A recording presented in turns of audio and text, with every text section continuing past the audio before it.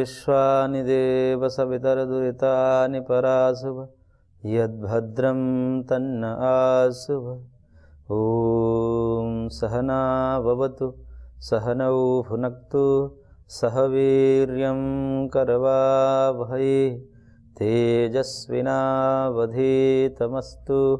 मा विद्विषावहै। ओम शांति शांति शांति। ओम श्री परमात्मने नमः। सांख्य कारिका की कक्षा में आप सभी का हार्दिक अभिनंदन है। कारिका के हम कारिका संख्या 15 पर विचार किए थे विगत कक्षा में। भेदानाम परिमाणात् समन्वयात् शक्तितः प्रवृत्तेश्च कारण कार्य विभागात् अविभागात् वैश्वरूपस्य।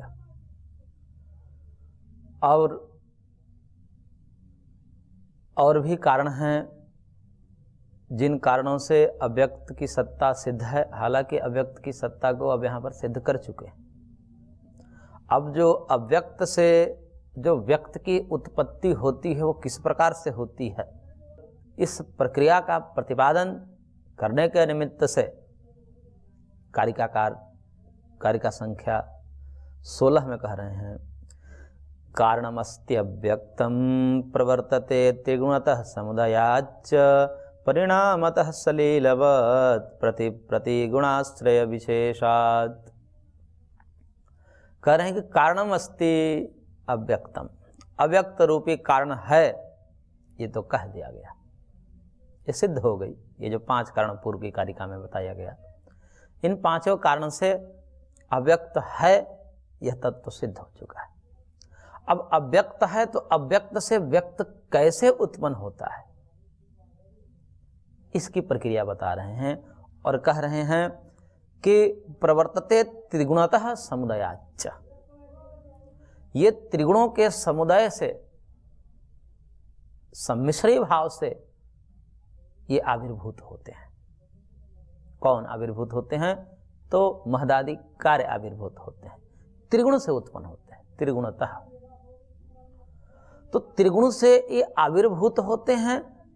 तो किस प्रकार से आविर्भूत होते हैं, तो इसकी प्रक्रिया ये बताई गई कि यह परिणमन से उत्पन्न होते हैं, आविर्भूत होते हैं, उत्पन्न नहीं आविर्भूत होते हैं, ऐसा समझना चाहिए कि त्रिगुणों से आविर्भूत होते हैं, प्रवृत्त होता है ये पूरा महदादि क्रम से जगत।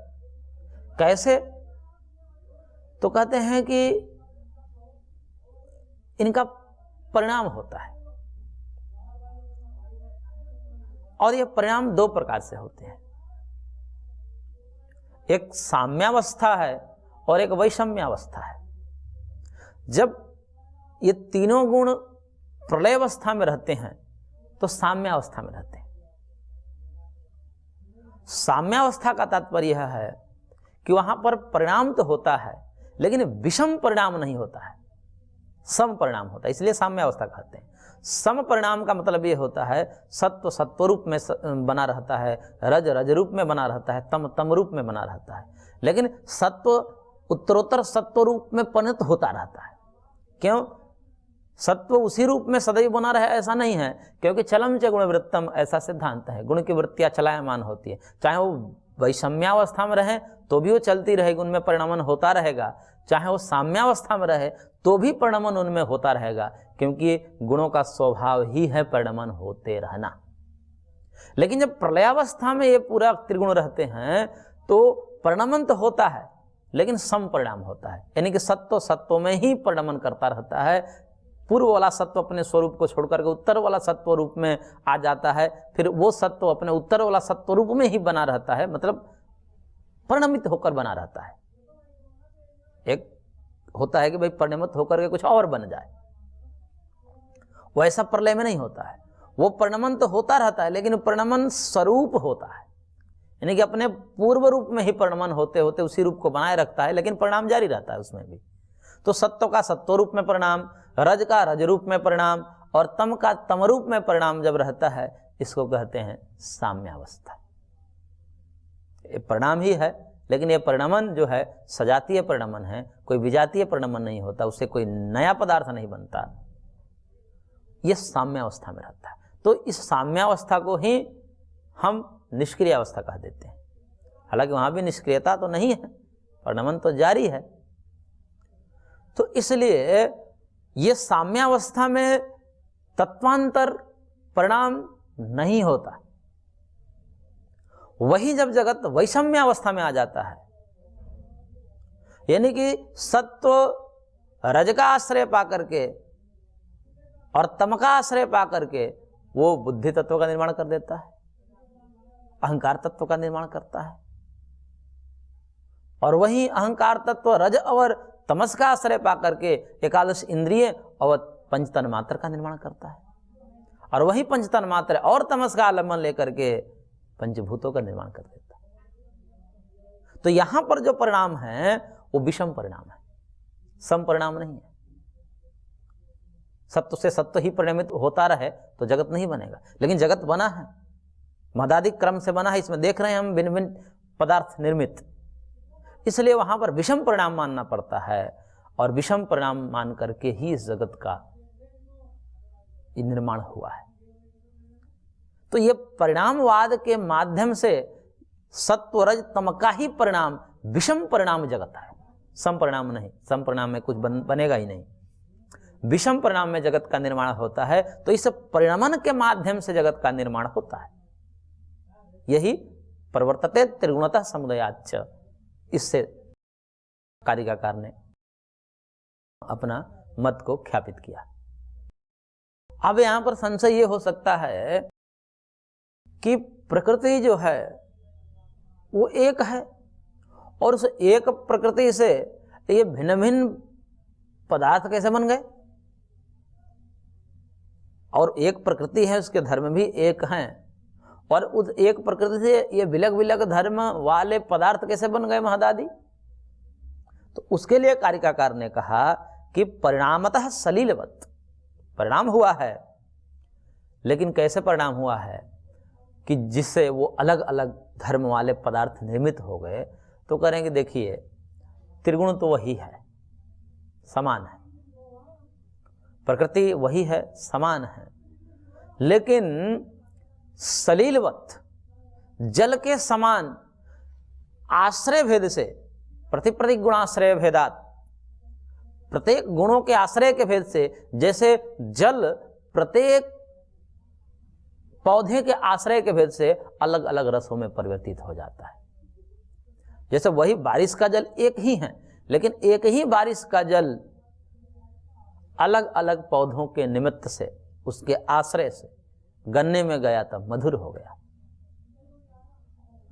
आंवला में गया कसाय हो गया, नीम में गया तिक्त हो गया, मिर्च में गया कटु हो गया। जल वही है, एक ही गुण धर्म का है, लेकिन आश्रय भेद से, प्रत्येक पौधे के आश्रय में भेद होने से उनमें रस भी बिलग बिलग मधुर, अम्ल, कटु, कसाय आदि रूप में विभक्त हो जाता है। ऐसे ही सत्व रज तम ये परस्पर एक दूसरे के आश्रय के भेद से, कभी सत्व रजतम का आश्रय ले लेता है, कभी तम रज का आश्रय ले लेता है, सत्व का आश्रय ले लेता है, कभी तम सत्व रज का आश्रय लेता है। इन आश्रयों के भेद होने से वो अलग अलग आश्रय हैं, क्योंकि सत्व अनंत है, तम अनंत है, रज अनंत है। तो अनंत सत्व रज तम में अनंत गुणाश्रय भेद हो जाते हैं। उन गुणों के आश्रय भेद से महदादि भिन्न भिन्न पदार्थ प्रवृत्त हो जाते हैं। जैसे बुद्धि है, वो अध्यवसाय बुद्धि निश्चय करने वाली हो जाती, अहंकार है, अभिमानो अहंकार है, वो अभिमान करने वाला, मैंपन की अनुभूति कराने वाला हो जाता है। तो सबके गुणधर्म अलग अलग हो जाते हैं। किस कारण से? तो गुणाश्रय भेद से। ये त्रिगुणों के आश्रय अलग अलग हो जाते हैं, अलग अलग अनुपात में हो जाते हैं, और उन अलग अलग अनुपातों में जो गुणों का आश्रय है वो भिन्न भिन्न हो जाते हैं। उस भिन्नता के कारण से अलग अलग महदादि पदार्थ निर्मित हो जाते हैं। जिस प्रकार से जल एक ही होता है, लेकिन एक ही जल भिन्न भिन्न पौधों के आश्रय से भिन्न भिन्न रसों वाला हो जाता है। कौन हो जाता है? तो जल ही तो होता है, जल ही होता है भिन्न भिन्न आश्रय भेद से। ऐसे ही गुणों के भिन्न भिन्न आश्रय भेद से भिन्न भिन्न प्रकार के महदादि पदार्थ प्रवृत्त हो जाते हैं। और उस महदादि जो 23 पदार्थ है उसके भी मिश्रण से ये देखिए जगत कितना वैविध्य से भरा हुआ है। इसमें कितने पदार्थ है, एक हम स्थावर जाति माने तो स्थावर में भी कितने भेद हैं, कितने पौधे हैं, कितने तरु है, कितने गुल्म हैं, कितने लताएं हैं। तो तरु गुल्म लता के भेद में स्थावर कितना भेद हो गया। और जंगम में भी पशु देख लीजिए, ग्राम्य पशु, अरण्य पशु, मनुष्य, कितने भेद है। मनुष्य में देख लीजिए कितने भेद है। तो ये सब जो है गुणों का खेल है, ये सब माया का खेल है, इसी को कहते हैं माया का खेल। जैसे माताएं एक ही आटा से विभिन्न प्रकार के पकवान व्यंजन बना देती हैं, ऐसे ही भगवान एक ही प्रकृति से ये विभिन्न प्रकार के जगत रच देते हैं। और एक ही जगत नहीं है, चतुर्दश भुवनात्मक ब्रह्मांड की रचना भगवान केवल एकमात्र प्रकृति से कर देते हैं। और प्रकृति में इतना सामर्थ्य होता है, सब कुछ बनने का सामर्थ्य प्रकृति में। जैसे जल में मीठा बनने का भी सामर्थ्य है, जल में कटु होने का भी सामर्थ्य है, जल में तिक्त होने का भी सामर्थ्य है। जो रस है क्या है, जल ही तो है, लेकिन सामर्थ्य अलग अलग है। इसी प्रकार से एक ही प्रकृति में यह सामर्थ्य है कि ये देखिए किन किन रूपों में प्रकृति विभक्त है। सुख दुख मोहात्मक ये पूरा जगत है, पूरा ब्रह्मांड सुख दुख मोहात्मक है। कहीं सुख प्रधान है, कहीं दुख प्रधान है, कहीं तमस प्रधान है। तो इस प्रकार से त्रिगुणों के परिणाम से ये जगत वैसे ही भिन्न भिन्न प्रकार से हो जाता है, जैसे जल भिन्न भिन्न पौधों के भेद से भिन्न भिन्न रसों में प्रकट हो जाता है। उसी प्रकार से गुणों के भिन्न भिन्न आश्रय से सत्व रज तम ये गुण हैं वो परस्पर आश्रित हो जाते हैं, क्योंकि अन्योन्य आश्रय वृत्ति ऐसा कहा पूर्व में कारिकाकार ने। तो अन्योन्य आश्रय वृत्ति वाले हैं और उन आश्रयों का भेद हो जाता है, क्योंकि अलग अलग सत्व हैं। जिस सत्व से बना है बुद्धि तत्व, उसी सत्व से अहंकार तत्व थोड़े बनेगा, उससे भिन्न, क्योंकि आश्रय भेद होगा। क्योंकि आश्रय भेद नहीं होगा तो फिर तो पदार्थ एक ही रह जाएगा। जिस आटे से रोटी बनी है उसी आटे से पूड़ी थोड़ी बनी है, उसी जाति से बनी है। यानी कि आटे समान जाति आटे से ही बना है, लेकिन भिन्न आटे से बना है, इसलिए वो अलग अलग आश्रय हो गए, अलग अलग उसके आटे हो गए। रोटी का आटा अलग हो गया और पूड़ी का या ठेकुआ का आटा जो है अलग हो जाता है। तो ऐसे ही आश्रय भेद हो गया, यानी कि इनके आटों का आश्रय जो है वो भेद हो गया, इसलिए भेद होने से अलग अलग पदार्थ बन गए, व्यंजन बन गए। ऐसे ही सत्व रजतम अनंत हैं, तो किसी का कुछ आश्रय, किसी का कुछ आश्रय, अनुपात में अलग हो गया, अंतर हो गया, तो वो महदादि अलग अलग पदार्थ बन जाते हैं, जिनके धर्म भी अलग अलग होते हैं।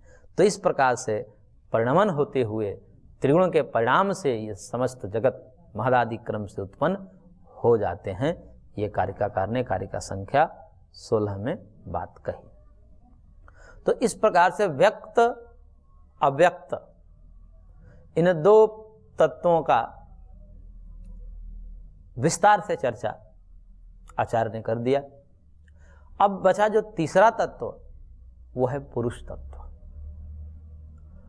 पुरुष तत्व भी है,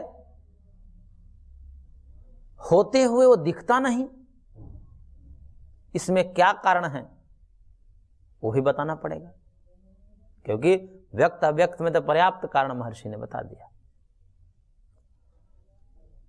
पुरुष में क्या कारण है? क्या पुरुष ऐसा तो नहीं कहीं कि है ही नहीं? जैसे कई अनात्मवादी दार्शनिक हैं जो पुरुष को विलग नहीं मानते, पुरुष को अलग नहीं मानते। वो कहते हैं कि ये जो जड़ पदार्थ है, चाहे व्यक्त कहिए अव्यक्त कहिए, इन्हीं का परिणाम है। जैसे यहाँ पर परिणाम हुआ है, त्रिगुण से महदादि क्रम से पूरा जगत परिणमित होता है, ऐसे ही इन्हीं जड़ तत्व जो प्रकृति हैं, सत्व रजतम हैं, इन्हीं के परिणमन से चेतना भी आ जाती है। यानी कि चेतना भी इन्हीं का धर्म है। जैसे महदादि भी मूल रूप से प्रकृति है, प्रकृति का ही धर्म है, धर्मांतर परिणाम है, तत्वांतर परिणाम नहीं है। तो धर्मांतर परिणाम जिस प्रकार महदादि पदार्थ हैं प्रकृति का, उसी प्रकार ये चेतन तत्व भी इन्हीं सत्वरजतम आदि जो पदार्थ हैं इन्हीं का परिणाम है। इसको अलग नहीं मानना चाहिए, ऐसा कतिपय दार्शनिकों का मत है। उसी मत का निराकरण करने के लिए आचार्य अगला प्रसंग उठा रहे हैं पुरुष की सिद्धि के लिए, और कारिका कह रहे हैं, कारिका संख्या 17, संघात परार्थत्वात् त्रिगुणादि विपर्याद अधिष्ठानात् पुरुषोस्ति भोक्तृभावात् कैवल्यार्थम प्रवृत्तेश्च। करेंगे, देखिए पुरुषो अस्ति, पुरुष है, और कैसा है? भिन्न है। पुरुष ऐसा नहीं है कि खम पुष्प हो, बंध्या का पुत्र हो, इसके भांति पुरुष नहीं है, यानी कि असद है। पुरुष न होते हुए नहीं दिख रहा है, ऐसा नहीं है। पुरुष होते हुए नहीं दिखता है, आत्मा होते हुए नहीं दिखती है। तो क्यों नहीं दिखती, क्यों है? पहले तो ये बताना पड़ेगा कि भाई क्यों है। तो उसके लिए आचार्य ने कहा संघात परार्थत्वात्, प्रथम हेतु दिया। ये जो संघात होते हैं वो परार्थ होते हैं। कहने का तात्पर्य है कि जो पूरा जगत है वो संघातमय है। संघात का मतलब अवयव सन्निवेश से बना है, अवयवों के संगठन से बना है, परमाणुओं के संयोग से बना है, द्वणुक आदि क्रम से बना है ये जगत, इसलिए संघात वाला है। ये हमारा शरीर है, परमाणुओं के संघात से बना है। ये पुस्तक है, ये भी परमाणुओं के संघात से बनी हुई है। ये कुर्सी है, सोफा, ये सब जो है संघात से बने हुए हैं। ये मकान है, ये भी संघात से बनी हुई है। और जो भी संघात होते हैं वो परार्थ होते हुए, ये हेतु दिया आचार्य ने। संघात परार्थत्वात्, यानी कि संघात जो होते हैं वो अपने लिए नहीं होते, वो दूसरे के लिए होते हैं। जैसे मकान है, मकान मकान के लिए नहीं होती है, ये पुरुष के लिए होते हैं। जैसे सोफा है, सोफा सोफा के लिए नहीं है, ये दूसरे के लिए है।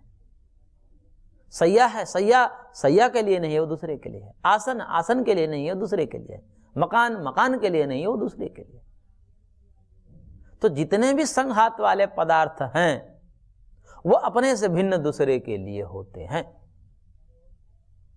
इसी प्रकार ये जो शरीर है ये भी संघात वाला है, संघात से बना है पंचभूतों के। तो जो पंचभूतों के संघात वाला बना है, तो यहां भी तो वही नियम लागू होगा जो अन्यत्र हम लागू कर रहे हैं।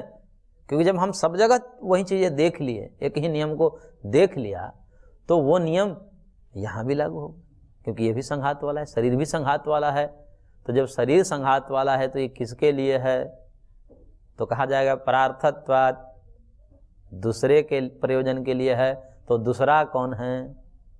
वो दूसरा शरीर से भिन्न होगा। तो दूसरा शरीर से भिन्न कौन है? तो कोई कहते हैं कि इंद्रियां हैं। अरे इंद्रियां भी तो संघात से बनी हैं। तो कोई कहता है कि मन है, तो मन भी तो संघात से बना हुआ है। मन भी तो अहंकार से बना हुआ है, त्रिगुणों से बना हुआ है। मन भी त्रिगुणात्मक है, तभी तो सात्विक राजसिक तामसिक मन में अलग अलग विचार और भावनाएं संकल्प होते रहते हैं। तो कुल मिलाकर के मन बुद्धि इंद्रियां शरीर ये सब संघात वाले हैं। ये किसके लिए हैं? जब ऐसा प्रश्न किया जाएगा तो क्या इसका उत्तर होगा? तो कहेंगे परार्थ के लिए हैं, दूसरे के लिए है। तो दूसरा कौन है? तो कुछ ना कुछ कहना ही पड़ेगा, क्योंकि दूसरा के लिए होना ही चाहिए। तो वो दूसरा जो है उससे भिन्न होगा, उसके स्वरूप से भिन्न होगा। वो क्या हो सकता है? पुरुष ही हो सकता है, चेतन ही हो सकता है। जैसे ये सोफा है, तो सोफा अपने स्वरूप से भिन्न चेतन के लिए होता है, मनुष्य के लिए होता है। तो मनुष्य का जो स्वरूप है वो सोफे के स्वरूप से भिन्न है। ऐसे ही ये शरीर मन बुद्धि इंद्रियां जो है ये भी किसके लिए होगी? वो जिसके लिए होगी वो भी तो स्वरूपतः भिन्न होगा। तो परार्थ कौन हो सकता है? वह पुरुष ही हो सकता है। वो पुरुष के लिए है, वो किसी चेतन के लिए है। तो कोई यहां पर कह सकता है कि नहीं जी, संघात एक दूसरे संघात के लिए भी तो हो सकता है। वो जो परार्थ है, ठीक है, परार्थ वाली हम बात मान रहे हैं, लेकिन वो परार्थ चेतन ही हो, अचेतन भी तो हो सकता है। यानी कि एक संघात दूसरे संघात अचेतन के लिए हो सकता है। जैसे खटिया अचेतन है, संघात वाले हैं, अवयव से मिलकर बनी है, तो किसके लिए है? तो कहेंगे पुरुष के लिए। कहेंगे नहीं नहीं, चेतन को मानने की क्या आवश्यकता है, खटिया शरीर के लिए है और शरीर खटिया के लिए है। तभी तो कहते हैं कि अब मेरा शरीर खटिया खोज रहा है, यानी कि नींद आ रही है। तो एक संघात दूसरे संघात के लिए भी तो हो सकता है। इस प्रकार से चेतन मानने की क्या आवश्यकता है? बात सही है। तब महर्षि ने कहा कि इस प्रकार कोई कहे तो दूसरा हेतु दिया, त्रिगुणादि विपर्यात। क्योंकि यदि संघात एक दूसरे संघात के लिए मानेंगे तो दूसरा फिर किसरे संघात के लिए होगा? तीसरे संघात के लिए होगा, फिर तीसरा चौथे संघात के लिए, चौथा पांचवें संघात के लिए। इस प्रकार अनवस्था दोष आ जाएगा, कहीं नियम ही नहीं बन पाएगा। इसलिए ये व्याप्ति बनाइए कि एक संघात तद विलक्षण परार्थ के लिए होता है। यानी कि जो भी संघात होता है परार्थत्वाद, वो परार्थ कौन होगा? तद विलक्षण होगा, यानी कि संघात से विलक्षण। और संघात से विलक्षण कौन हो सकता है? तो करेंगे देखिए संघात का विलक्षण देखिए, संघात कैसा है? त्रिगुणात्मक है, तो इसका विलक्षण क्या होगा? अत्रिगुणात्मक। संघात क्या होगा? परतंत्र होगा। संघात जो होता है वो परतंत्र होता है, तो इसके विपरीत विलक्षण क्या होगा? स्वतंत्र। तो इस प्रकार ये जो अचेतन है तो इसका उल्टा क्या होगा? इसका विलक्षण चेतन होगा। ये संघात वाले पदार्थ सब क्या हैं? अचेतन है। तो अचेतन के विपरीत क्या होगा? विलक्षण क्या होगा? चेतन होगा। तो इस प्रकार से अनवस्था दोष से बचने के लिए विलक्षणता ही देखनी है, तो विलक्षणता क्या होगी? तद भिन्न पुरुष के लिए ही होगा। इसलिए संघात जो होगा वो अपने से भिन्न, जो दूसरे संघात के लिए नहीं होगा, परार्थ होगा, लेकिन विलक्षण परार्थ होगा, अपने से भिन्न होगा। और अपने से भिन्न क्या हो सकता है? पुरुष हो सकता है। और पुरुष ही जो है त्रिगुण आदि से विपर्य हैं, वो अत्रिगुणात्मक है। संघात त्रिगुणात्मक होते हैं और संघात अचेतन होते हैं, तद विलक्षण पुरुष चेतन होता है। संघात प्रतंत्र होते हैं, तद विलक्षण पुरुष स्वतंत्र होता है। इस प्रकार से पुरुष सिद्ध है संघात परार्थत्वात्, संघात के परार्थ होने से। तो इस प्रकार से कारिकाकार ने यहाँ पर दो हेतु दिए पुरुष को भिन्न सिद्ध करने के लिए कि जो चेतन तत्व है, आत्म तत्व है, वह त्रिगुणों का परिणाम नहीं है, अपितु उनसे भिन्न है, विलग है, अलग तत्व है, उसका परिणाम नहीं है। जिस प्रकार से महदादि त्रिगुण का परिणाम है, उसी प्रकार त्रिगुण का परिणाम चेतन तत्व नहीं है, वो भिन्न ही है, वो अलग पदार्थ है। इसलिए उसमें जो है प्रकृति और पुरुष को अलग अलग कहा। मूल प्रकृति अभिकृति महदाद्य सप्तः, महदादि जो सप्त हैं वो अलग हैं और मूल प्रकृति अभिकृति अलग है। न प्रकृति न विकृति पुरुष, ऐसा उसको विलग पड़ा है। ये पुरुष जो है न प्रकृति है न विकृति है, न ये किसी से उत्पन्न होता है न ये किसी को उत्पन्न होता है, ये कुटस्थ नित्य रहता है लेकिन अलग है। तो इसलिए दो अलग अलग तत्व हैं, चेतन और अचेतन। इसी को प्रकृति और पुरुष शब्द से सांख्यकार ने कहा है। तो आज की कक्षा को हम यहीं पर विराम देते हैं, शेष अगले अंक में। ओम शांति शांति शांति।